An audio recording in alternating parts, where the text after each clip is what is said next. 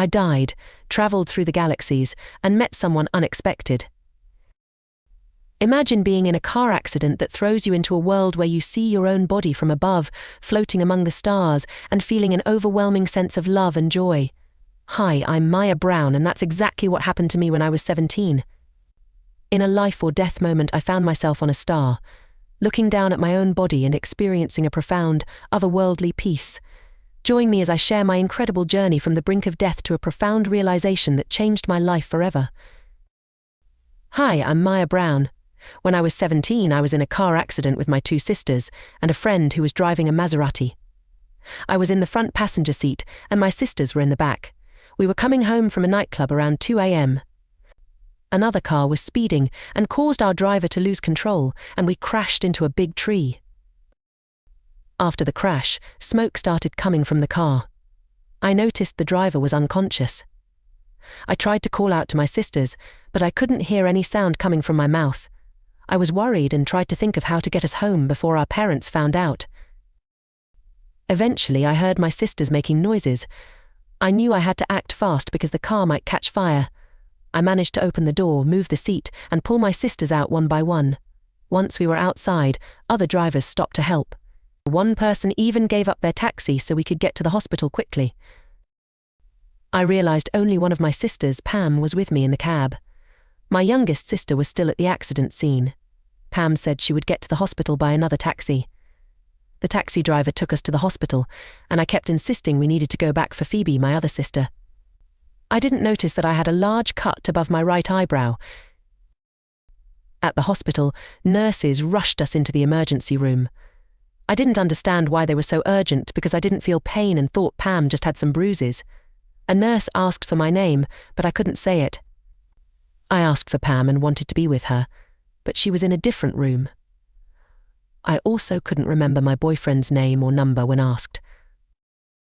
I was confused and worried. A male nurse told me to get into a wheelchair, but I refused until I could see Pam. When I saw her, I held her hand and begged her to tell everyone we were okay and could go home. Pam said we couldn't leave because of the cut on my forehead. That's when I suddenly felt very tired and cold. The nurses said I was losing blood and needed to be rushed into surgery, even though I didn't feel anything was wrong. Seeing Pam made me feel a bit better. The nurse wheeled me into the operating room, and I was helped onto a cold bed. I started shivering and felt even colder. A nurse asked if I was cold, and I nodded. A doctor came in, talked to me, and asked some questions I don't remember. Then, the doctor told me to count from 1 to 10. As I counted, I felt myself getting sleepy. My head was spinning, and my eyes were getting heavy. I wanted to stay awake to see what the doctor was doing, so I kept counting but stopped at 3. I felt everything becoming very light and noticed I could still feel my toes. I thought it was strange that I could move and the doctors weren't stopping me. Suddenly, I felt like I was floating.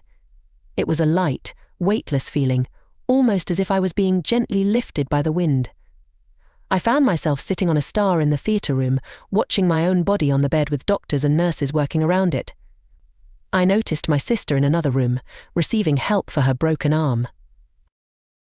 I thought, this must be death. But it's so different from what people usually describe. I didn't feel any sadness, worry, or fear. I felt overwhelming joy and unconditional love, as if I was coming home to a perfect place. Everything felt right, and I didn't want to go back to Earth. I promised myself I wouldn't return. The star I was on started to move up, and I saw the entire hospital, then the city of Singapore, and the planet from above. I continued to rise, seeing the sun, moon, and the entire galaxy. I felt calm, happy, and relaxed during this journey. It was like a thrilling ride, and my fear of heights was gone. As I admired the galaxy, I heard a soft, soothing voice telling me it wasn't my time yet. I argued, wanting to stay, but the voice kept saying, "It is not your time. Go and have fun." I wasn't sure if the voice was male or female. I held onto the star, but as soon as I did, I felt like I was being pulled back down. I saw everything moving quickly, coming closer to Earth. I went through the hospital ceiling and felt a jolt as I re-entered my body. The next thing I knew, a nurse was trying to wake me by shaking me and squeezing my toes. When I opened my eyes, I knew that what I experienced was real.